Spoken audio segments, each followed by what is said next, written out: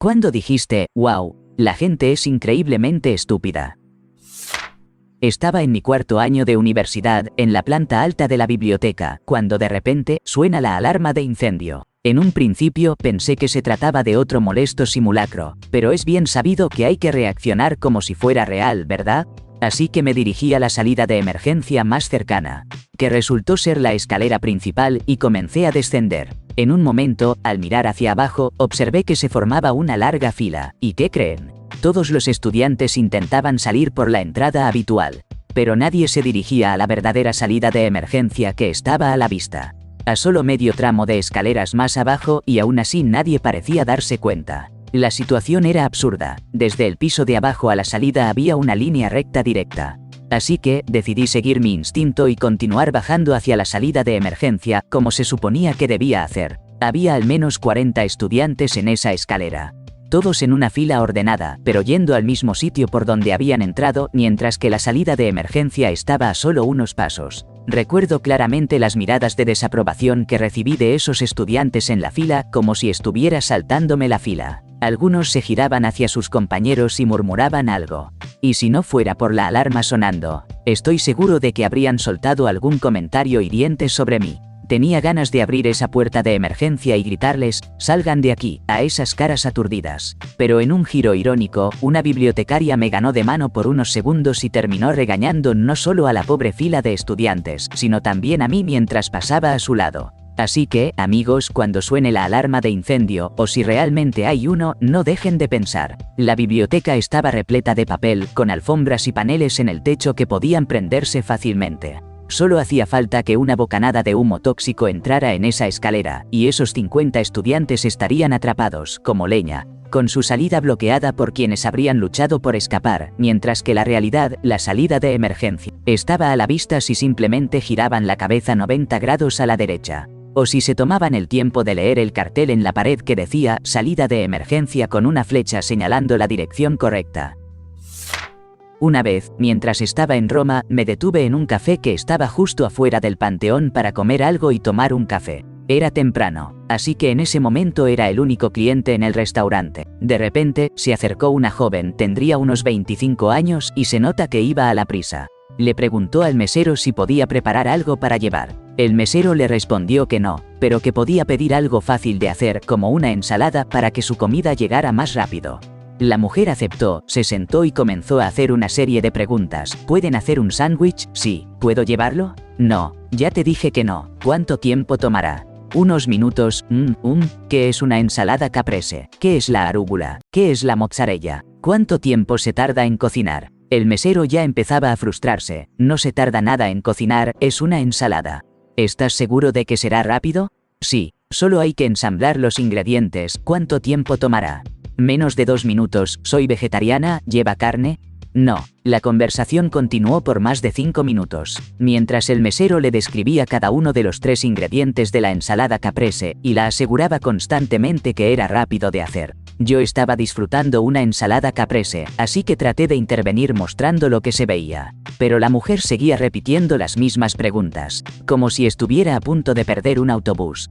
Finalmente, el mesero toma su pedido, la ensalada caprese, se va a la cocina y al volver le dice que no podrá hacer la ensalada porque la cocina aún no está abierta. La joven levantó la cabeza y con una sonrisa respondió, «Oh, ¿en serio? No hay problema», y se alejó caminando. No podía parar de reír. Justo estaba comiendo una ensalada caprese al lado de ella. Así que evidentemente la cocina no estaba cerrada. Incluso le había mostrado la ensalada momentos antes. Después de que se fue, el mesero se volvió hacia mí y me dijo, «Lo siento, simplemente no pude más con ella».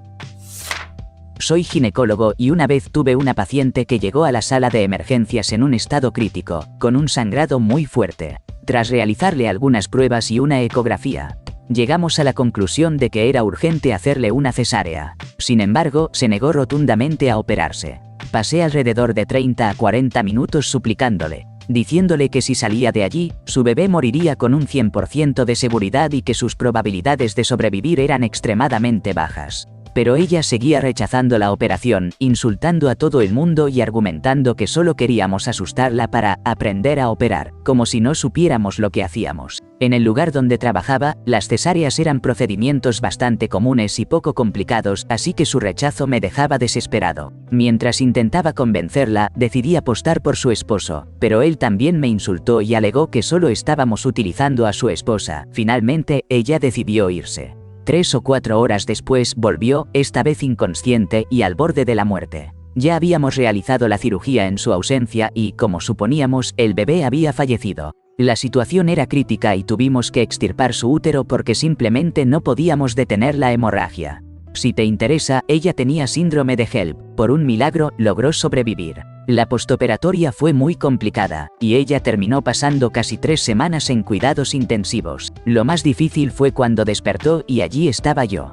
No paraba de hablar sobre lo arrogantes y soberbios que eran los médicos. Ni siquiera nos agradeció por haberle salvado la vida. Mi prima, que tiene 24 años, de verdad creía que Avengers: Infinity War era un documental sobre una guerra real que jamás iba a terminar. Pensaba que estaban presentando a los superhéroes para tranquilizarnos, como si nos dijeran que ellos son los que nos defienden. Aún no sé si reírme o inscribirme en el ejército. Cuando Marvel anunció la fecha de estreno, ella se quedó boquiabierta y exclamó: «Oh Dios mío, ya llegó, ¿verdad?». Y además tenía una lista de cosas que quería hacer antes de que estallara esa guerra mundial. En mi secundaria teníamos un programa de intercambio estudiantil, así que regularmente recibíamos chicos de Alemania. Recuerdo una vez en particular, después de que nos hicieron una presentación en inglés y al final nos preguntaron si teníamos alguna pregunta para ellos. Una de las chicas levanta la mano y, sin ningún tipo de emoción, suelta: «Entonces ustedes, ¿cómo pueden hablar inglés?». Fue increíble, porque se tomó un momento para que todos asimilaran lo que realmente acababa de preguntar. No podía creerlo.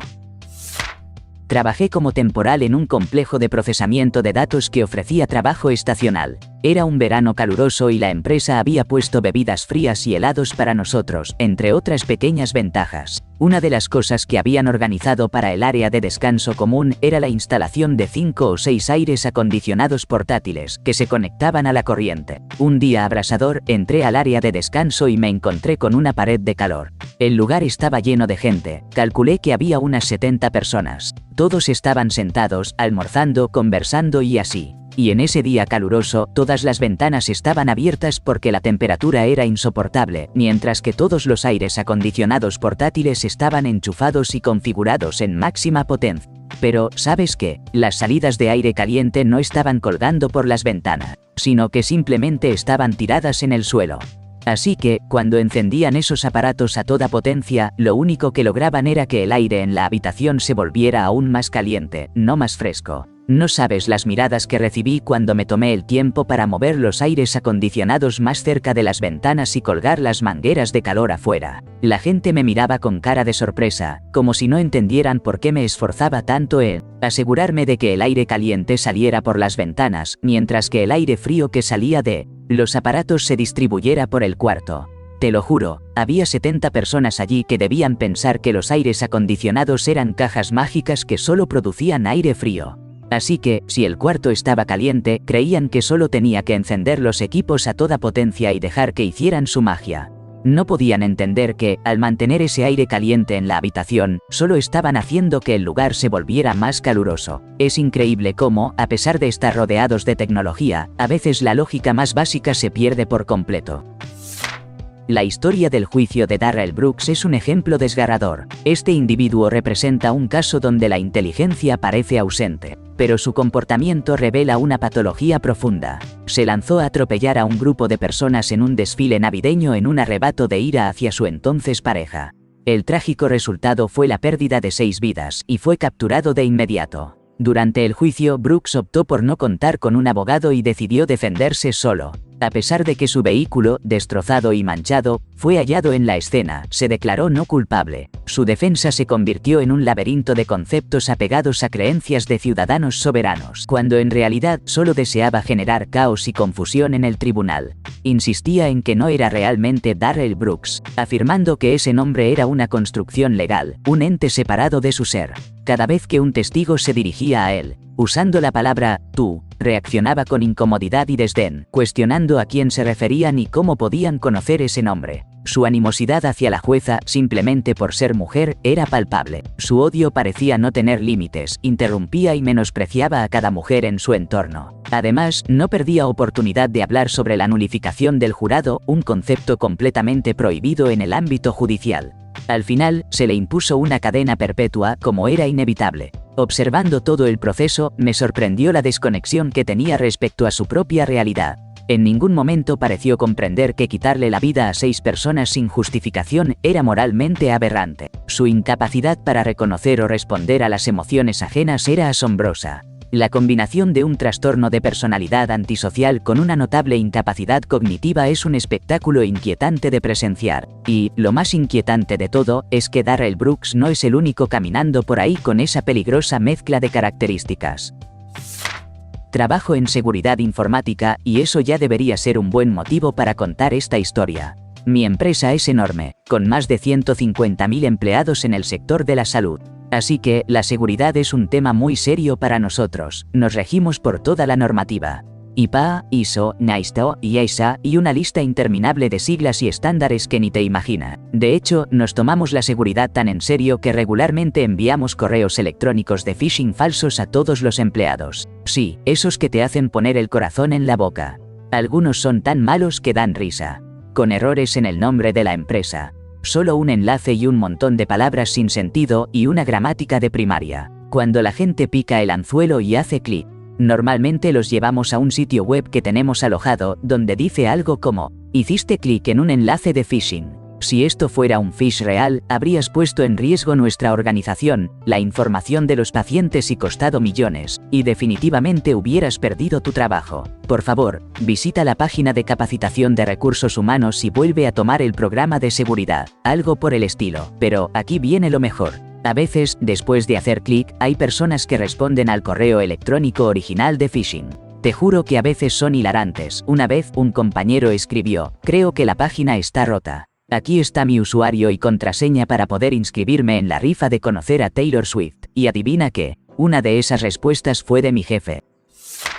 Mi pasatiempo es la electrónica y a menudo reparo cosas para mis amigos. Fui a la universidad en San Diego, California, y solía conocer a un grupo de chicas ricas y atractivas con las que salía de vez en cuando. Un día, una de esas chicas se comunicó conmigo pidiéndome si podía reparar un laptop. Le dije que sí, que tendría algo de tiempo en unos días para revisarlo. Cuando llegué a su casa, el equipo en cuestión era una laptop de Apple. Ella me comentó que ya había tirado la laptop anterior a la basura, y que este era el reemplazo que le habían enviado, que también estaba dañado. Además, me dijo que si no podía repararla, me la podía quedar. Recuerden que en ese entonces, este modelo recién había salido, no era un artículo barato. Le sugerí que primero echáramos un vistazo a lo que estaba pasando antes de tomar decisiones. Intenté encenderla, pero estaba muerta, así que le pedí el cable de carga. Les juro que fue como la escena de la mujer haciendo cálculos en su cabeza. Esta chica me dijo con toda seguridad que no tenía cargador. Le respondí que debería haber venido con uno. Pero ella estaba convencida de que las laptops no necesitaban cargar. Parece que había ido de viaje pero no había llevado el cargador. Su expareja había configurado la computadora y, supongo, nunca la movió o desconectó de su lugar en el escritorio hasta ese momento. Ella asumió que estaba rota cuando se le acabó la batería. Intenté con desesperación, y fallé, en explicarle que la laptop necesitaba cargarse, al igual que su teléfono. Ella insistía en que estaba equivocada porque, obviamente, los teléfonos y las computadoras son diferentes. En resumen, se negó a cargarla, me la entregó y pasó por otras 2 laptops de reemplazo antes de que su papá interviniera. Estaba entre las primeras cientos de personas que salían de un concierto en una gran arena. La entrada y salida consistía en una pared completa de unos 20 puertas. La persona que iba al frente del grupo abrió una puerta y, en un instante, toda la multitud comenzó a salir de forma ordenada por esa única puerta. Yo estaba un poco confundido y pensé que quizás las otras puertas estaban cerradas. Pero, sinceramente, no había razón para eso. El propósito de tener tantas puertas es, precisamente, manejar el flujo de la gente. Así que decidí salir del grupo, me acerqué a otra puerta que estaba varias puertas más allá de la que ya estaba abierta y la abrí. Cuando me di la vuelta para ver cómo salía, noté que la multitud se había dividido y ahora estaba fluyendo por las 2 puertas abiertas. Pero lo más impresionante es que en un mar de cientos de personas, literalmente nadie más pensó en abrir una tercera puerta en esa pared de 20 puertas. Durante mi infancia siempre sentí una gran confusión al ver cuán poco reflexivos podían ser muchos adultos, y nunca me consideré a mí mismo particularmente inteligente. Esa experiencia como adulto confirmó mi sospecha. No es que yo sea particularmente brillante por abrir otra puerta, pero la mayoría de la gente se comporta como una manada de animales verdaderamente desconectados. Empecé a ver la vida de otra manera cuando dejé de esperar más de las personas y decidí tratar con la misma paciencia y distancia con la que trataría a un gorila salvaje. Antes de que existiera Internet, trabajaba en una librería. Un día, una estudiante universitaria entró y me pidió un libro llamado Raft of Mice. Yo, por supuesto, hice una búsqueda en el sistema de inventario, pero nada. Entonces le pregunté en qué clase le estaban pidiendo ese título, no lo recordaba. Le pregunté si tenía el programa del curso, pero, sorpresa, no tenía eso, pero sí había anotado algo en su cuaderno. Genial, miré la nota y decía, The Wrath y Many Mice Saga. Le pregunté si el autor era John Steinbeck, tal vez. Le expliqué que, aunque no había libros con ninguno de esos 3 títulos, había 2 que se llamaban The Grapes of Wrath y of Mice and Men, ambos de John Steinbeck. Ella insistió en que estaba equivocada. Bueno, no podía hacer mucho más, se fue sin comprar nada. Sin embargo, regresó 2 horas después, bastante alterada, y me puso los ojos en blanco cuando compró los 2 libros de Steinbeck. Yo le sonreí mientras registraba su compra, dándole mi mejor sonrisa. Tengo una historia para contarles. Durante las vacaciones de primavera, fui a la atracción de Rise of the Resistance en Disney World. Mientras estaba en la fila, vi a un chico adolescente que estaba tratando de abrir las puertas hacia la siguiente escena. Todos los adultos con él, supongo que su mamá y su abuela, se reían como si fuera un juego normal, pero eso no fue lo peor. Unos minutos después, mientras esperábamos en la fila en una de las otras escenas, el mismo chico y esos adultos estaban saltando para intentar tocar una alarma de incendio. Y no era un accesorio de la atracción. Era una alarma de incendio real, tan visible como el cielo en un día despejado. Me quedé completamente atónito. ¿Cómo puede existir gente así? ¿Cómo es que funcionan en la vida diaria? Me pregunté si por eso la atracción se descompone con tanta frecuencia. Increíble. Trabajo en la industria automotriz y he notado algo curioso. La mayoría de la gente no tiene idea de cómo funcionan sus coches. Así que, como un experimento, decidí venderle partes inventadas a un buen amigo que se jactaba de conocer los autos bastante bien. Él, confiado, aceptó las reparaciones ficticias que le propuse. Por supuesto que le mencioné que todo era un invento. Le expliqué que nada de lo que decía tenía sentido en el contexto de una reparación automotriz. Hablé de cosas como carpianos y metacarpianos dañados que necesitaban ser reemplazados. Imagínense su reacción, fue épico. Lo cierto es que la gente llega al taller haciendo como que sabe de autos, pero en el fondo no tienen ni idea y parecen intentar demostrar que son más masculinos. Y dado que soy mujer, sienten que necesitan saber más que yo. Es una dinámica bastante loca, ¿no creen? ¿Alguna vez has tenido una conversación que te hace reflexionar sobre lo desconectada que puede estar la gente de la realidad? Te compartiré una experiencia que viví.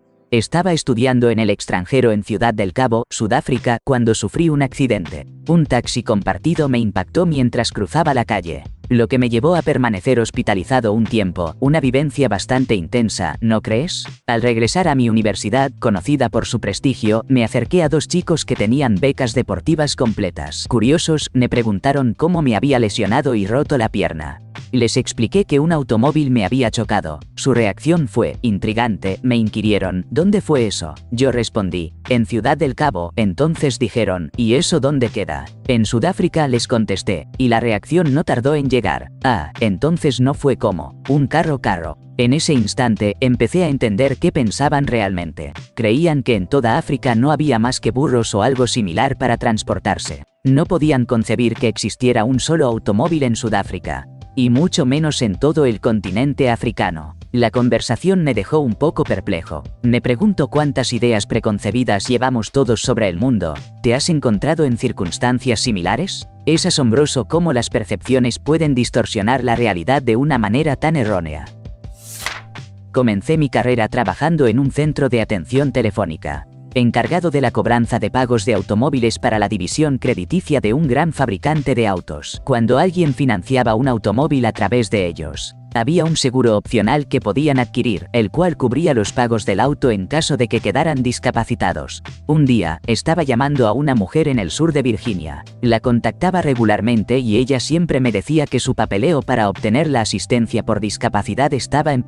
Pasaron varios meses así, y al revisar las notas de su cuenta, noté que su solicitud había sido rechazada, luego reintentada, y nuevamente rechazada, una y otra vez. Entonces, siendo un poco curioso, decidí preguntarle en qué consistía su discapacidad, por si acaso le faltaba alguna documentación que no había considerado. Y ahí fue cuando me reveló que estaba embarazada. Pero esa no es la parte más impactante de la historia. La verdad es que se quedó sorprendida cuando le informé que 1, eso no califica como una discapacidad, y 2, es una condición que se puede prevenir. A veces, la realidad es más extraña que la ficción, ¿no creen? Estaba trabajando en un parque destinado a observar el cielo estrellado cuando se me acercó una mujer. Me preguntó si las estatuas del sendero autoguiado contaban con tecnología RFID. Yo le respondí que no, y de repente empezó a hablar maravillas sobre lo agradable que era encontrar un lugar donde no estuviera expuesta a la señal de los celulares ni a las líneas eléctricas, ya que, según me dijo, era alérgica a esas cosas. Me explicó que las ondas le producen migrañas intensas y que realmente necesitaba estar muy lejos de las torres de telefonía celular o de las estaciones eléctricas. De lo contrario, la pasaba muy mal. La verdad es que no me atreví a decirle que estábamos a solo unos 400 metros de una pequeña estación eléctrica. Pero ella no podía verla porque estaba oculta tras la línea de los árboles. Trabajo en el ámbito de la salud, y a menudo me encuentro con un jarabe para la tos y un medicamento contra las náuseas que se receta con frecuencia, conocido como prometacina, aunque muchos lo llaman Phenergan. La cantidad de veces que un paciente o algún familiar nos ha acusado, entre risas y confusión, de haberles administrado metanfeta solo porque tiene meth en el nombre es realmente asombrosa. Insisten en que la razón por la que se sienten somnolientos después de tomar un medicamento que es precisamente conocido por inducir el sueño es porque, según ellos, les hemos dado metanfeta. ¿En serio? No, porque todos sabemos que la metanfeta es famosa por mantener a la gente súper despierta. ¿No es irónico? Cuando trabajaba en el banco, me encontré con un caso curioso. Había marcado una cuenta por un depósito hecho en un cajero automático. Resulta que el cheque depositado era de la misma cuenta de donde se había girado. Esto era un problema común, porque las leyes bancarias estipulan que cuando alguien deposita un cheque, el primer monto de hasta $100 debe estar disponible inmediatamente. La gente solía hacer esto los fines de semana, cuando se quedaba sin dinero. Un día, mi jefe entró a la oficina y me pidió que eliminara la bandera que había puesto. Yo estaba completamente atónito. ¿Cómo podía no ser un problema? Pero, bueno, parece que nuestra clienta, que tenía unos 30 años, tenía una amiga que le debía dinero, pero esa amiga se había quedado sin cheques. Así que, siendo la persona generosa que era, le dijo: «No te preocupes, solo usa uno de los míos». ¿Qué hizo? Tachó su nombre y escribió el de su amiga, y el cheque lo firmó esta última. Así que, sin querer, alguien terminó aprendiendo 1 o 2 lecciones sobre cómo funciona el sistema bancario ese día. Estaba disfrutando mi almuerzo afuera durante el descanso, cuando de repente, la contadora sale como un torbellino. Mira de inmediato hacia arriba y luego se vuelve hacia mí con una expresión de furia total en su rostro. Una de esas miradas en las que parece que podría empezar a llorar o, peor aún, a lanzar golpes, y suelta: «Asqueroso, horriblemente asqueroso, mira eso». Yo, completamente confundido después de haber mirado hacia un hermoso cielo de verano, solo puedo preguntarme qué demonios le pasa. Entonces ella me dice: «Son estelas químicas, estelas químicas». Me queda mirando por un segundo más, y luego se da media vuelta y regresa al interior. Definitivamente no me esperaba eso en mi almuerzo. Estábamos en medio del océano Atlántico, en una misión de la Marina, enfrentando unas olas realmente difíciles. La cubierta del barco estaba asegurada para todos, excepto para los mirones, que debían llevar chalecos salvavidas, luces de emergencia y señales de hombre al agua.